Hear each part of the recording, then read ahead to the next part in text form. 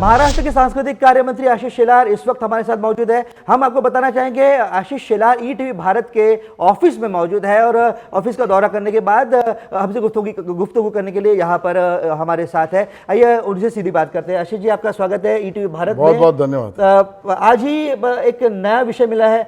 अबू आजमी जो आपके कट्टर आपके बहुत अच्छे करीबी दोस्त माने जाते हैं, उन्होंने एक स्टेटमेंट किया कि वंदे मातरम हम नहीं कहेंगे और वंदे मातरम करने के लिए किसी तरह की जोर जबरदस्ती नहीं सहेंगे। जो वंदे मातरम का विरोध करेगा वो हमारा दोस्त हो ही नहीं सकता।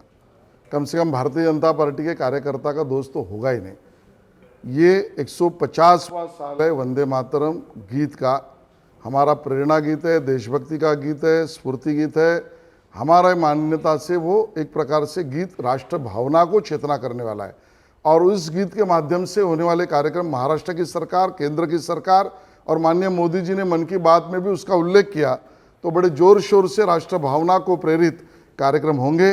अबू आजमी ये इस प्रकार के मनोवृत्ति का प्रदर्शन कर रहे हैं कि राष्ट्रीय एक प्रकार का एकात्मता विचार, राष्ट्रभक्ति के विचार की भावना को रखने वाले गीत के लिए उनके दिमाग में अगर किस प्रकार की एक सोच आ रही है तो गलत सोच है, उसकी हम निंदा करते हैं। ये लोकल बॉडी इलेक्शंस के साइड इफेक्ट है आपकी तरफ से और उनकी तरफ से? मुझे लगता है कि अबू आजमी जी का ये सोच, ये विचार और इस प्रकार का विरोध, इसका कड़ा विरोध करते हैं हम। इसका कोई चुनाव से संबंध नहीं। रास्ते पर भी और कानूनन तरीके से भी इसका विरोध भारतीय जनता पार्टी करेगी। सारी देश की निगाहें आशीष जी बीएमसी चुनाव पर लगी हुई है। जाहिर सी बात है, देश की सबसे अमीर महानगर पालिका है। बीजेपी पिछले कई साल से कोशिश करती आई है कि अपना झंडा वहां पर फहराए। शिवसेना के साथ अब थी भी सरकार में, लेकिन अब गणित पूरी तरह से बदल गया है। क्या आपको भविष्य दिखता है? सबसे पहले ये जानना चाहेंगे कि कितनी सीटों पर बीजेपी लड़ेगी बीएमसी? महायुति का महापौर बने, इसके लिए जितनी आवश्यक सीटें भारतीय जनता पार्टी लड़नी आवश्यक है उतनी भारतीय जनता पार्टी राजनीति वाला जवाब हुआ आशीष जी। नहीं, वो सच बात भी है।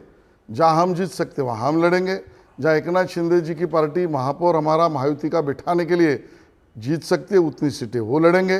जितने सीटों पर अजीत दादा पवार जी का उपयोग महायुति का महापौर बिठाने के लिए चुनाव जीतने की आवश्यकता है वहाँ वो लड़ेंगे। रामदास अठवले जी का दल भी लड़ेगा। महायुति का महापौर होगा।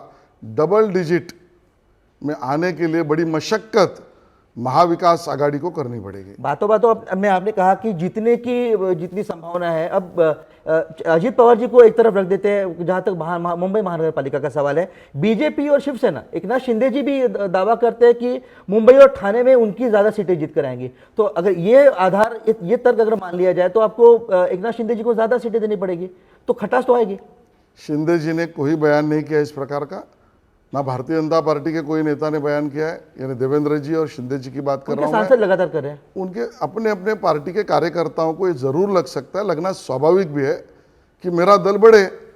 उनके दल को लगता है अपना दल बढ़े। इसके लिए अगर वो उनका कोई कार्यकर्ता या नेता ये अगर बयान करता है तो मुझे लगता है उसका स्वागत हम करते हैं, क्योंकि उनको पार्टी के प्रति उनकी कमिटमेंट है।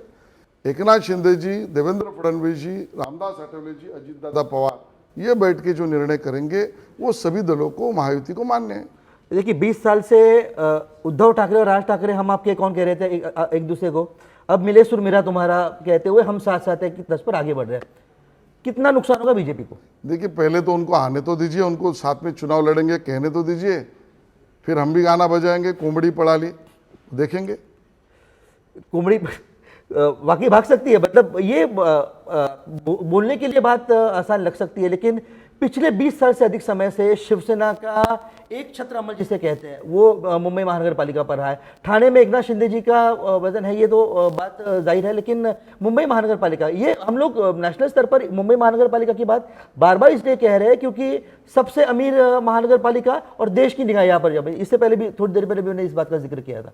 तो ये प्रतिष्ठा का विषय आपके लिए भी और उद्धव ठाकरे के लिए भी? देखिए, हमारे लिए प्रतिष्ठा का विषय नहीं, हमारे लिए सेवा का माध्यम है। उद्धव ठाकरे जी के लिए ये भ्रष्टाचार, अहंकार और स्वार्थ का विषय है। उद्धव ठाकरे जी के दल ने 25 साल में जो किया उसके खिलाफ तब भी हम युति में थे, तब भी हम सवाल उठा रहे थे मुंबई वासियों की तरफ से।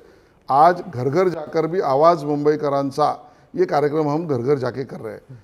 हमें स्पष्ट, निष्पक्ष, भ्रष्टाचार विरहित, सेवायुक्त मुंबई वासियों के विकास की राजनीति का और सेवा का माध्यम महापालिका में करना है और इसके लिए चुनाव में हम उतरे।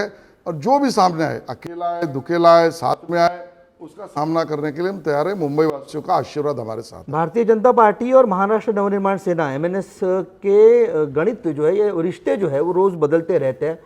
आज क्या है अब दोनों के बीच, मतलब आशीष शेलार और हमारे राज ठाकरे दृष्टि दोस्त से हैं तो या नहीं? हमारा रिश्ता वही है। बदलाव का रिश्ता तो उत्तर उनको ही देना पड़ेगा, और इसके लिए इसके ऊपर मैं जवाब क्या दूं। गुंजाइश बची है कुछ एक साथ वापस आने देखिए, की? हम महायुति में स्पष्ट है, महायुति चुनाव लड़ेगी। महायुति के सामने कौन आता है, वो डरे हुए है। डरे हुए लोग अंधेरे में एक दूसरे का हाथ पकड़कर हाथ लेकर चल रहे। पहले 2 थे, फिर 3 हो गए, अब 4 का प्रयास कर रहे। ये प्रयास ही उनका एक साथ आना दिखाता है कि उनके पैरों के तले की जमीन खिसक गई है। लेकिन हमने अमूमन ये देखा है आशीष जी कि जब राजनीतिक विषय होता है तब आप राज ठाकरे पर कभी कभी आलोचना भी करते हैं, हालांकि आप अच्छे मित्र हैं। लेकिन जब राज ठाकरे और उद्धव ठाकरे के बीच बात होती है तब आप उद्धव ठाकरे को कोसते हुए, उन पर आलोचना करते हुए राज ठाकरे का पक्ष लेते हैं। एक कई बार हुआ है। मैं सीधा साधा भारतीय जनता पार्टी का कार्यकर्ता हूँ, जो भारतीय जनता पार्टी पर, हमारे मूल्यों पर, मोदी जी पर, अमित शाह जी पर, देवेंद्र जी पर या अन्य नेता पर आलोचना करेगा, उसका करारा जवाब मैं दूंगा, वो सामने कोई भी हो।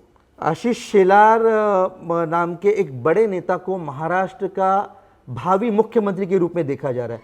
अब विनम्रता वाला जवाब देंगे मुझे पता है, लेकिन सचमुच बताइए क्या क्या स्थिति है? देखिए, ये मजाक का विषय है नहीं। भारतीय जनता पार्टी में बहुत प्रामाणिकता से व्यवस्था है, और उस व्यवस्था अनुसार किसने क्या काम करना तय है। मेरी औकात का काम मुझे दिया है। देवेंद्र जी का नेतृत्व महाराष्ट्र का और सर्वमान्य है, और महाराष्ट्र के हित में पार्टी ने उनको दिया हुआ काम यही सच है। उनके नेतृत्व में मैं काम कर रहा हूँ। 2019 के बाद महाराष्ट्र की राजनीति में जो देखने को मिला है, उसके बाद आप ये तो बिल्कुल कह सकते हैं, कोई भी ये कह सकता है कि कुछ भी असंभव नहीं, राजनीति के पटल पर कुछ भी हो सकता है।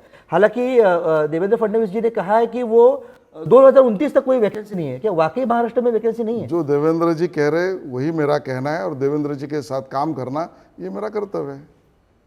तो आप अपने लिए एक अलग चुनाव क्षेत्र ढूंढ रहे हैं, ये बात भी सही नहीं है? बिल्कुल, ये सब बेतुकी बात है। मैं बांद्रे पश्चिम का चुनाव क्षेत्र जो है वो बहुभाषिक, बहुधर्मीय, बहु प्रकार के आयाम के लोग हैं, और उन्होंने लगातार, मैं चुनाव हारने के बाद 2009 के बाद 3 बार जिता के दिया है, और मैंने भी कभी कॉन्स्टिट्यूंसी नहीं छोड़ी।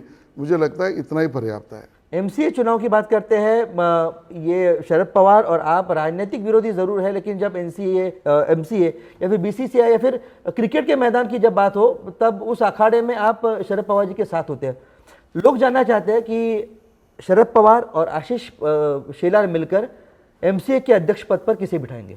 देखिए, लगातार ये हुआ है कि अलग अलग भी हम लड़े। बाद में एक दौर भी आया कि उनके गठ के साथ मेरा गुट भी हम चुनाव लड़े। अभी देवेंद्र फडणवीस जी से बात हो रही है। सब निर्णय प्रयास तो यही रहेगा कि एमसीए का चुनाव सर्वमान्य तरीके से सर्व एक्सेप्टेड कैंडिडेट का हो। प्रयास तो हम वही करेंगे। तो अब बीएमसी चुनाव के लिए, ठाणे चुनाव के लिए आप पूरी तरह से तैयार है? आप अभी भी ये नहीं बताएंगे कि आप कितनी जगहों पर, कितनी सीटों पर लड़ेंगे? महायुति जीते, इसलिए जितनी आवश्यकता सीटें उस पर लड़ेंगे। चलिए, ईटीवी भारत से बात करने का बहुत बहुत धन्यवाद।